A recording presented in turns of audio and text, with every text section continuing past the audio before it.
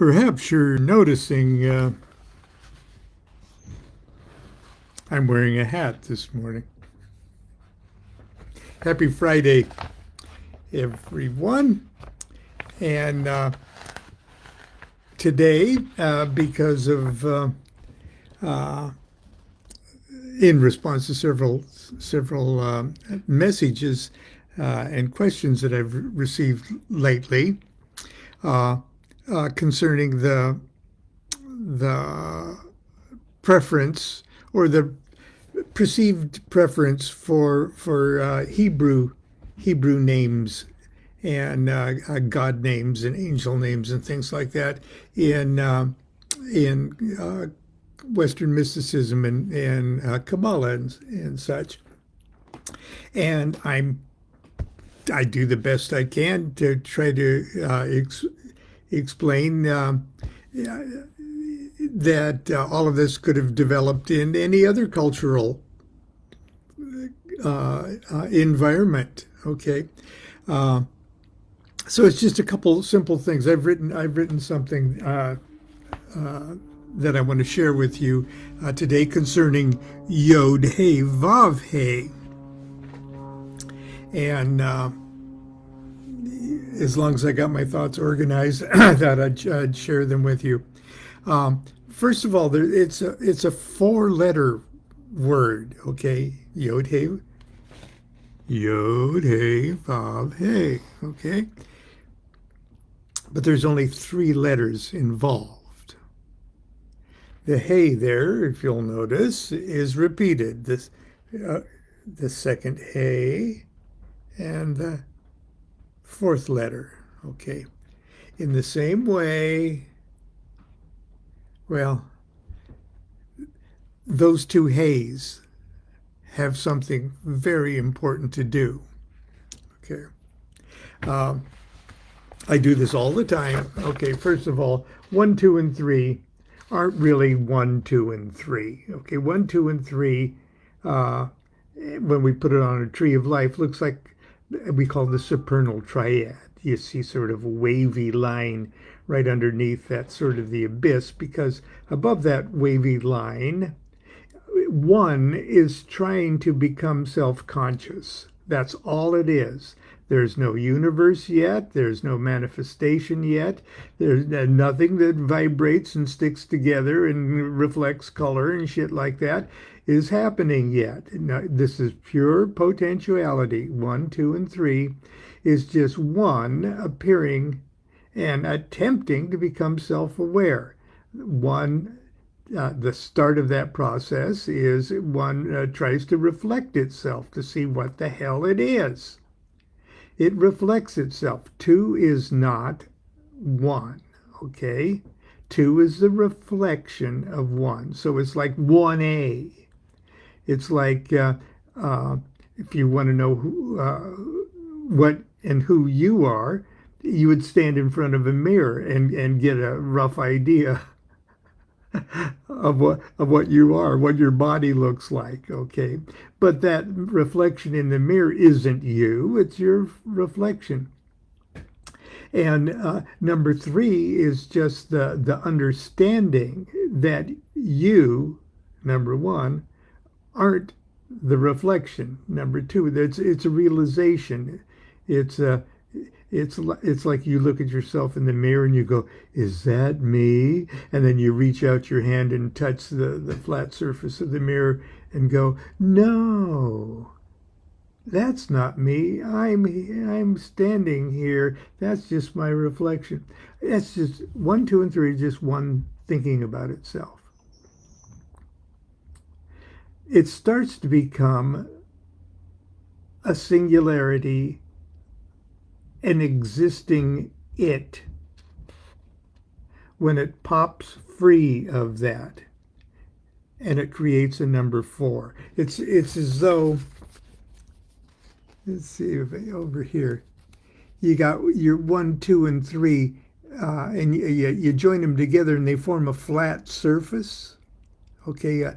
A dimensionless flat surface. It's a plane. 1, 2, and 3 creates a plane. In Masonry, we say a point to a line to a superficie or a plane. But anything that would rise out of that plane surface and break into a manifested reality would create a tetrahedron. Okay, and that's number 4 right up here at the top. Okay, it's in a dimension. It's in a dimension that isn't there in the plane surface. And that dimension looks around and goes, whoa, I don't see anybody else in my dimension. I must be God. That's number 4.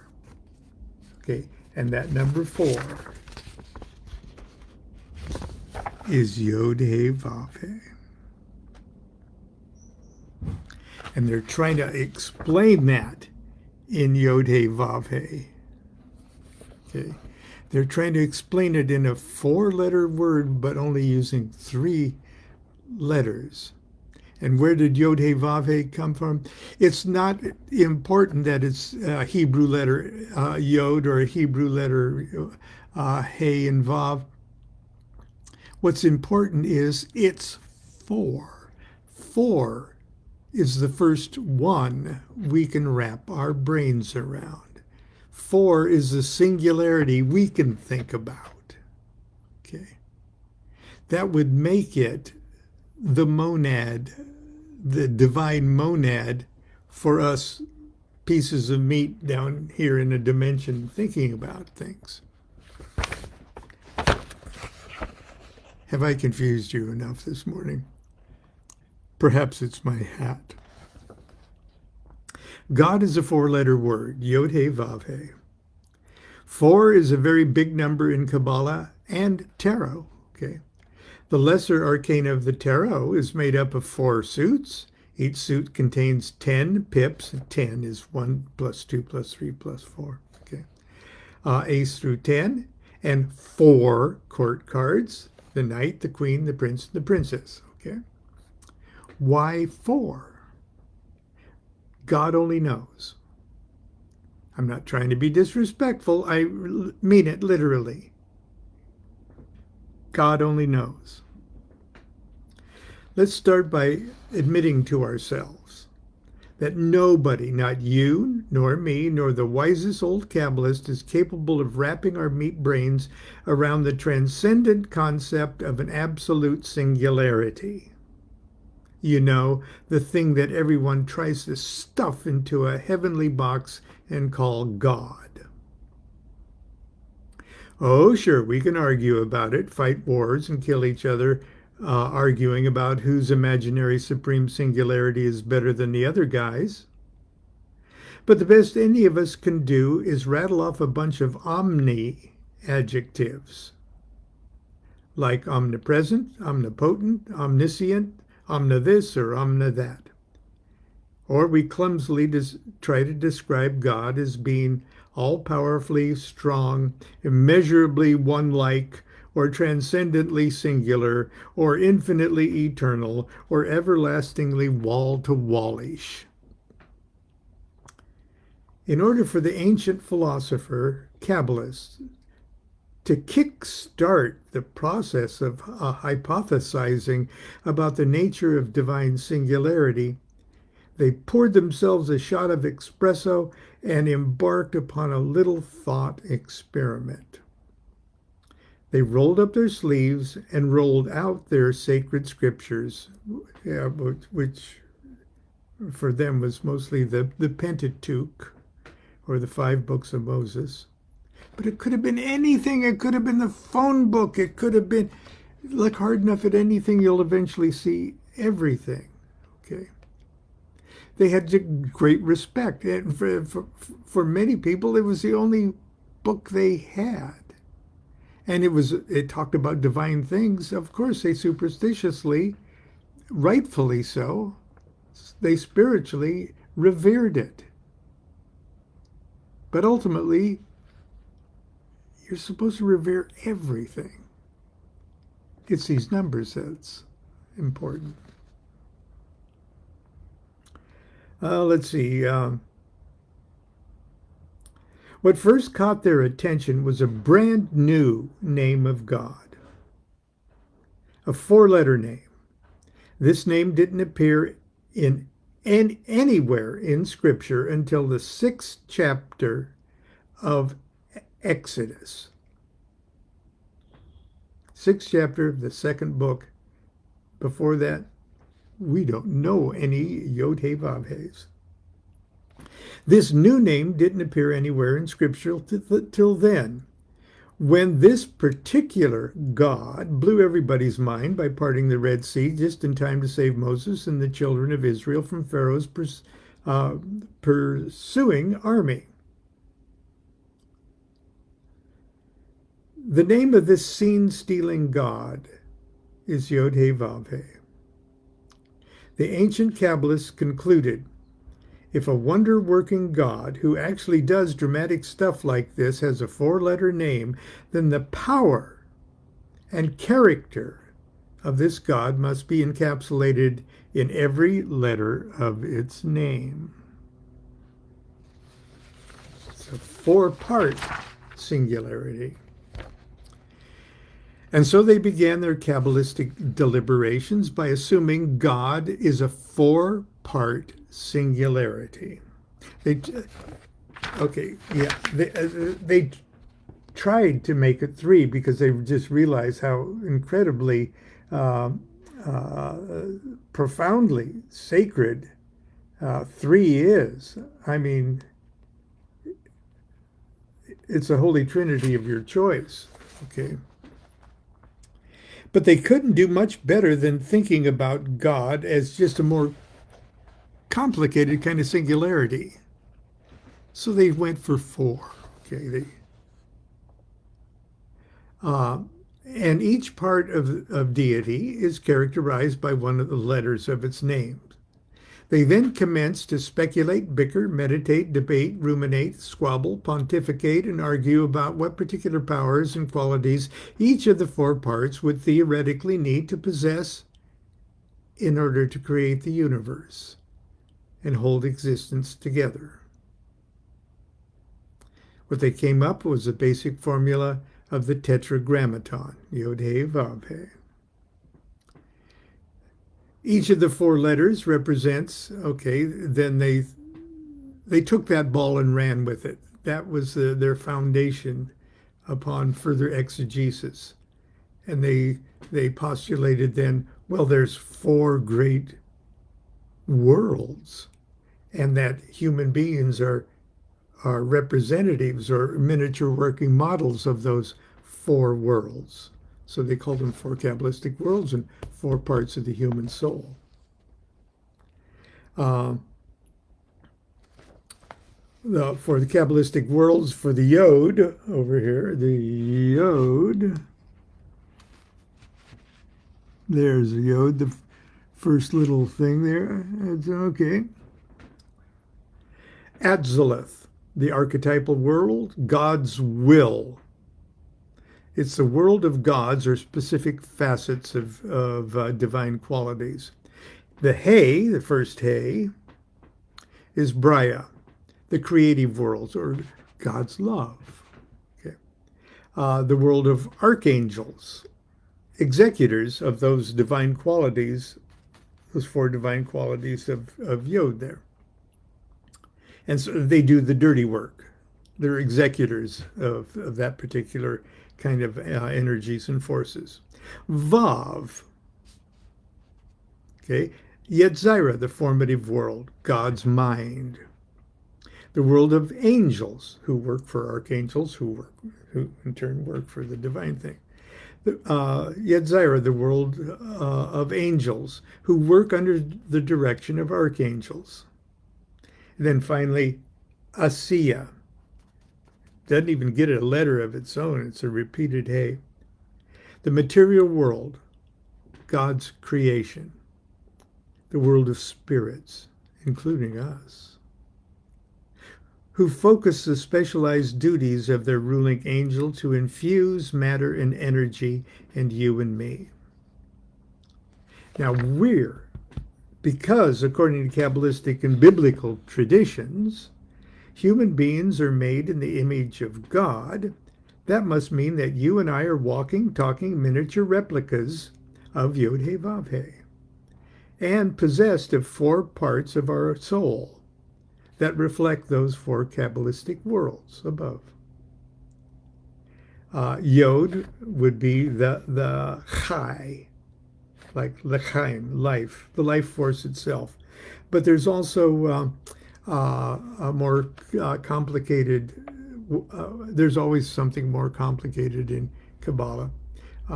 There's a combination of Yechida and the Chai, sort of like the combination of number 1, Kether and Hokmah together. But generally speaking, the Yod in our parts of the soul is our life force itself. The Chai is the life force itself. It's our true identity, which ultimately is the pure reflection of the supreme consciousness of deity. He is our neshama, the soul intuition. Our neshama is a part of the soul that transcends our thinking process. And I give the example of a mother who wakes up in the middle of the night with her child on the other side of the world is in danger, but the mother knows, so she gets the message. That's because the child, no matter how much space and time separates the child and the child never leaves the mother's neshama. It's the big jello we all wallow in. It's because the mother's neshama reaches beyond the physical body and is not bound by time and space. That's our soul intuition. Okay. Then there's our ruach, which is our intellect. And it's the one that's convinced all the other parts of our soul that it's convinced us that it's in control, actually. The Ruach is part of our soul that monopolizes our attention to such a degree that we identify ourselves completely with the thinking process. And then finally, the Nephesh, or for the He final, for our soul, the Nephesh, it's our animal soul. Primitive level of consciousness we share with animal, plant, and mineral kingdoms. Our Nephesh manifests most obviously in our instincts, appetites, emotions, sex drive, and survival mechanisms. Now, of course, in the tarot, those are represented by the 4 suits, wands, cups, swords, and discs, and in subcategories of the court cards, the knights or kings, queens, princes, and princesses. Okay. And in older decks, that would be the Yod He Vau He would be king, queen, knight, page. But that would be the Yod He Vau He.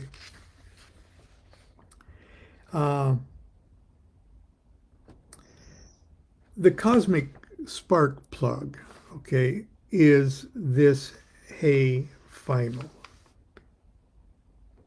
It's really us, okay. But it's the lowest of the low of the vibratory frequency, Yod He Vau He. And it all sort of settles in the lowest of the low.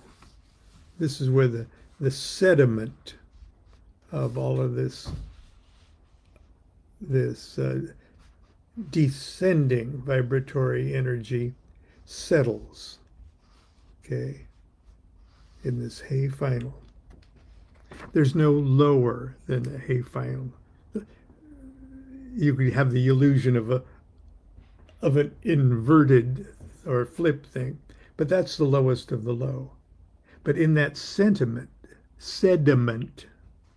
is all the goodies, little pieces, the DNA of Yod, the DNA of He, the DNA of Vav, and it's all mixed together in the DNA soup of the He final. Yod He Vau He is a 4-letter name, but it's comprised of only 3 Hebrew letters. The 4th and final letter, He, is repeated. This implies a special status to the final He. It also implies a special status to everything the final He represents, including the court card princesses. The lowest Kabbalistic world, Asaya, is special. The lowest part of the soul, the Nepish, is special. The lowest element, earth, is special. The lowest tarot suit, discs, is special. And the lowest court card, princesses, are special. The final He's special status as the lowest of the low links it directly to the highest of the high and the all-important fifth element, spirit. And in case of wearing that on my hat, it would be the Hebrew letter Sheen. And it plopped down right in the middle of Yod, He, and then Sheen, Vav, He.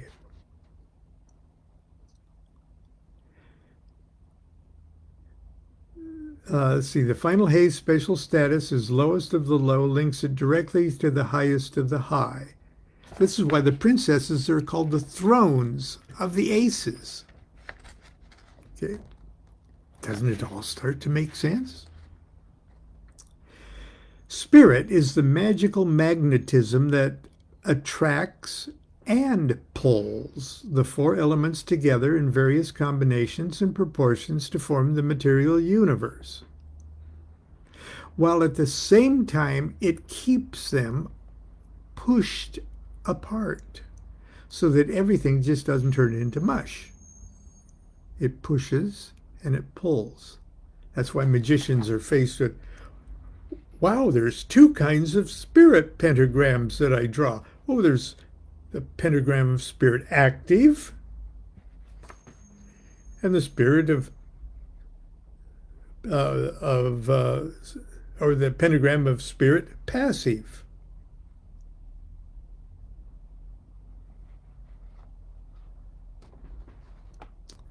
Okay. In the lesser arcana of the tarots, the element spirit is represented by the four aces, which are paired with their princesses, the earth court cards. Like the Ouroboros snake with its tail in its mouth. This is why the court card princesses are called the thrones of the aces. The final He serves as a cosmic spark plug that detonates at the end of a stroke cycle of an exhausted creation to trigger the beginning of a new one. He and all the concepts He embodies keeps the motor of existence perpetually running, perpetually existing.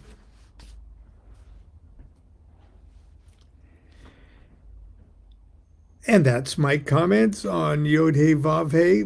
I hope the double stick tape I used to pin it to my hat doesn't spoil the hat band. Saturday morning cartoons is tomorrow, and I hope to see you then. Until then, behold his mighty hand. Do what thou wilt shall be the whole of the law. Love's the law, love under will.